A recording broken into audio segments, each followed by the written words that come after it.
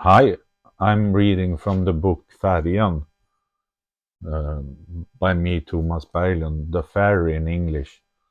We are on the 21st episode. Johannes says quickly like a cobra, "How's the house sale going?" And I wonder how careful I should be when I answer his question.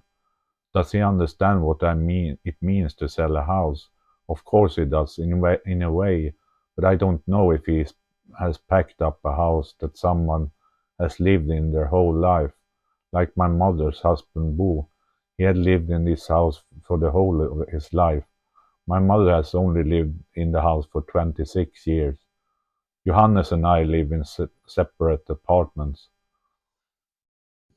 We don't understand. I have a hard time remembering when I separated from my big house in 2016, 2017.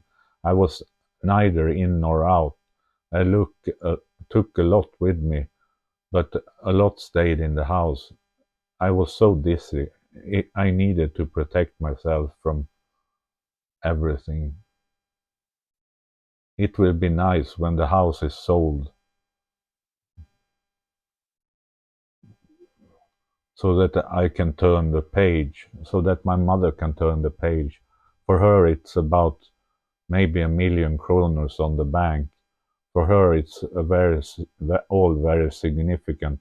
But I hope that she still hold on to her money in a sensible way. Sometimes I felt doubtful. She likes to shop, and she shops quickly. It goes to waste, but she likes to buy on credit. You don't have to start paying but until comes faster than you might think. Until is suddenly here with its pick and pack. I don't really have a good idea. My mother had saved in mutual funds, and I think it was really good. I think it saved her. Next chapter, the economy. This may not be the most fun thing to write about. Finances. How do I make ends meet every month? It's not that easy. If I didn't have a car, my finances would have been looked different, quite a lot different in a way.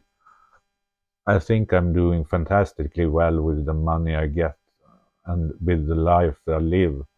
In another situation, I can imagine that I would have been much better off if I had worked. I would have had a salary, fixed hours, and movement of the body that I don't have today. A lot would probably have been much better if I had a job, but now it looks like this. As it is for me, I have something called sickness compensation, what was previously called sick pension or sick money, and I have full sickness compensation, so no work is required on my part to get my money after tax. I received precisely 12,913 Swedish kronor from the Social Insurance Agency. The remaining amount, 2,173 Swedish kronor, comes from AFA. So I have quite precisely 15,086 Swedish kronor. It ticks in every month. I don't have to perform anything, just to live a good and bearable life, and everything and everyone is happy. 15,086 Swedish kronor may seem like a high sum, but it can also seem like a low sum. Of course, everything would have been easier to share it with someone else. The most important fixed expenses are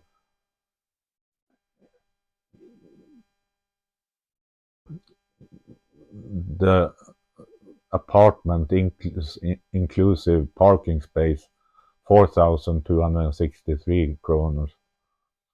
Maintenance, 1,220 kronor. And then we're up at 5,483 kronor. CSN, the Central Study agency 898 Swedish kronor. Electricity 311 Swedish kronor. Broadband 304 Swedish kronor. Mobile phone 129 Swedish kronor. Netflix 129 Swedish kronor. HBO Max 44 and 50 Swedish kronor. Swedbank 39 Swedish kronor. Apple 9 Swedish kronor. Take home, I don't understand what that is.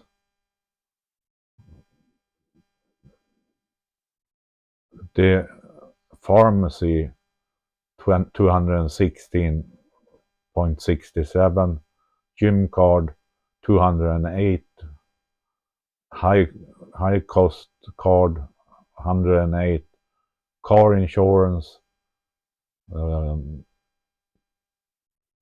2,218 in 12, 184 Swedish kronor. Inspection 50 Swedish kronor. And then we have food, fuel, and clothes. One thing I notice is a big difference in my finances compared to others. For example, this with travel. I have basically stopped traveling, both within and outside Sweden. There is no money left over for travel. I also have very low savings. I don't put away that much money each month. I buy quite a few electronic stuff. I drive with an old used cell phone instead of buying a new one. I wear out my old laptop and I drive an older used car. Basically all the services on the car is taken care of by my cousin Tom. I basically never eat out on a restaurant. A drink at max every Thursday. I took a time out and went through my finances properly. I wrote down every expense and compiled everything into a so-called Excel sheet. I wanted to get an overview of my finances. Every penny had to be kept track of, and it turned out really well. I get an overview over the months and the year with expenses apply black and white. I can see that, for example, January is a heavy month. There is a lot of that accumulates in January. Then we have the car tax and car insurance, which are relatively heavy items. I can see when it starts to add up. I have to take and update the data and modernize.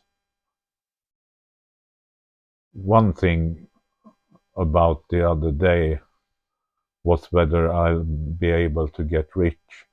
That thought has probably crossed many minds. How am I going to cope? The only thing I can see is that I can hold on to my money tighter than I do now. I want to be able to get rich with high income. I won't be able to get rich with high incomes, but I can keep my expenses down. Somewhere I can imagine that I put a little money aside to keep expenses down. Even though I don't waste as much as I do now, I don't have particularly expensive living habits. The snuff itself, it may be 500 Swedish kronor per month. To no avail. Put it out and something new in. It doesn't give much pleasure. Johannes and I haven't been in sync when it comes to money. I don't know if Johannes gets a certain amount of money that he can use to buy food, for example, for a certain period of time. He can afford to buy a Lyxshake at Max restaurant, and then he can afford to buy some food at the ICA supermarket. But he has never raised the issue of fuel money. I don't really think he understands that it costs money to go with a car. with the fuel, or I don't know. Understand and understand. Understanding is a difficult word. If we drive to Piteå, it costs about 200 Swedish kronor. But this with the ferry is the same as half the way. That is 100 kronor. And I don't think Johannes is stingy. I think he can pay, but not yet. Sometimes this thing about finances is sad and boring. You realize how little money you have. You realize how much you have to spend. But then it can shine and you realize that if I just put up this little bit of money every month, I can build up a pretty good economy. I have taken a loan on 50,000 Swedish kronor. I was going to use it to pay for a book publishing. Isn't that crazy? But I want to publish my book someday. It's never going to be any other way. I've turned it down 3 times before. I can't afford it. I can't afford it. I don't really think anyone wants to read about me and my thoughts. The loan is 50,000 Swedish kronor, but the expense is 74,500. Somewhere in there we have to solve this with the part that goes over 50,000 Swedish kronor. Something to take with my publisher contact. Next chapter, Älvsbyn. I am indebted to Älvsbyn and the municipality of Älvsbyn and the Swedish state. I could not have been treated better. When my finances collapsed in 2016, I rented Sven-Ingvar's house in Gransel. I didn't think I was moving between 2 municipalities, and as well as I was in the municipality of Älvsbyn, I never thought it would be. They put in home care services that came to me 3 times a day. In a way, it's hard to have someone visit so often, but I probably needed it right then. My life had completely fallen apart. Just getting food home and eating was a big task for me. I had a small fridge with a freezer compartment. I had food delivered from the grocery store in the village. Somewhere around 2017, I received help from Älvsbyn municipality to apply for a debt restructuring. It was a very important step. It is the state that allows debt restructuring, but I remember that I visited someone at Älvsbyn municipality when the paperwork had to be filled in. It was just a thank you and a receipt. During the debt restructuring, I did not have to repay any loans. You have 5 years to manage your finances, and then all the loans you had are written off. I even did not have to pay CSN during these 5 years, but now I had started over with that. I do not have any major advantage from having an education at the moment, but I would never want to be without my education. It gave me so much. In 2019, I was offered sickness compensation. The same thing that was called disability pension before that. I had been hospitalized so many times in recent years that I was not considered to be able to return to working life. It was probably one of the best gifts I could have received. I got a penny every month, regardless of whether I worked or not. The same money. I can't compare it to having a real salary, but I suddenly had no pressure on me to perform, and it takes a while to understand what it really means. A salary without counterclaims, sickness compensation, and that's probably what I should have. That's probably what I needed. Slowly, I realized that I gained a lot of freedom. I had always been chasing new jobs. I'm just thinking about how I did it with Oscar during this period. I don't think I heard from him every day. I don't actually remember, but I used to try to go to my cousin David or Aunt Mona's house sometimes. Otherwise, I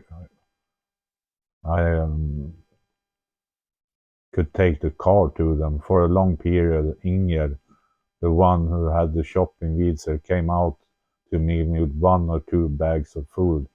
This week I didn't have a driver's license for a while out in the bush. It's not the easiest thing.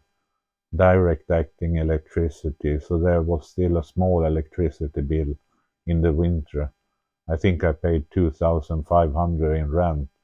So with electricity, it ended up with 5 to 6,000 Swedish kronor per month.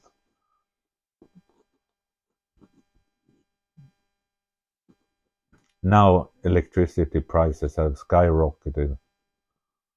How nice of Sven-Ingvar to rent out the house for such a cheap money.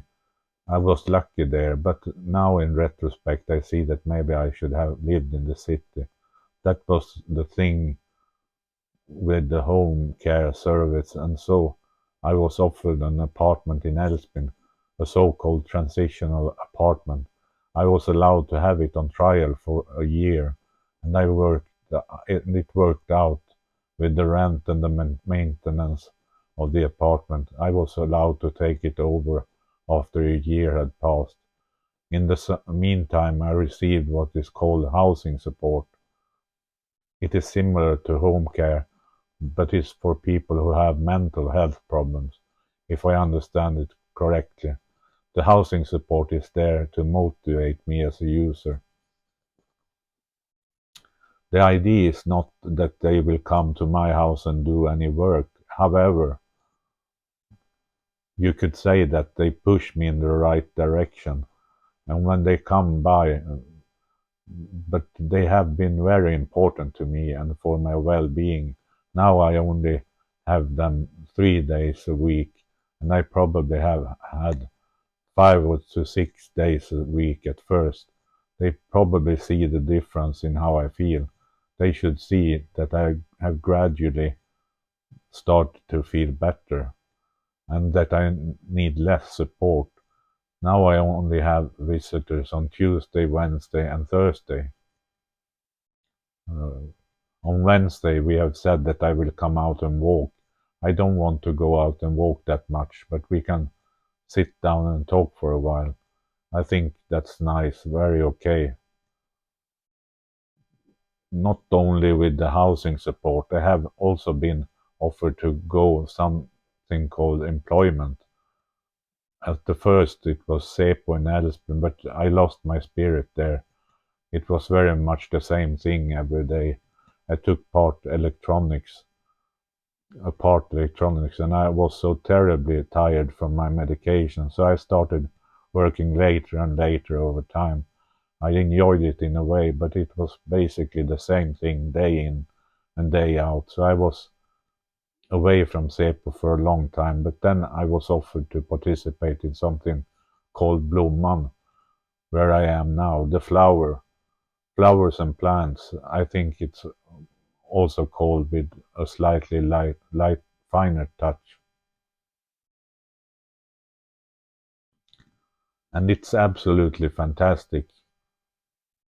I produced a large amount of documents there. I use the same computer every day I'm there. Now I only participate in the employment on Mondays and Wednesdays at 11:00. It's lunchtime, and they usually have brewed some coffee for me to drink while the others eat their food. Then I say goodbye and go home. It's really no demanding or tough. Quite the opposite. Right now I'm wondering if I should maybe be there more than I am now. Maybe I could manage to be there Tuesdays too, maybe Thursday, I started trying on Tuesdays, and it's a bit of a struggle.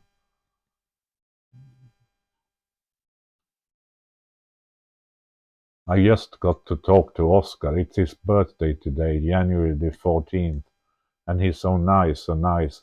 All parents feel the same about their children. They are the very best thing on this earth. If there is one thing that really motivates me is that he should be well. I can clean and tidy and do different things at home because I'm thinking about him. However, he is not in Älvsbyn. He lives in Piteå with his mother. He's 19 years old today. He's become so big and slim and so beautiful. It feels like a favor to be his parent, like a beautiful flower that you just want to take care of, to be able to water and be able to take care of it.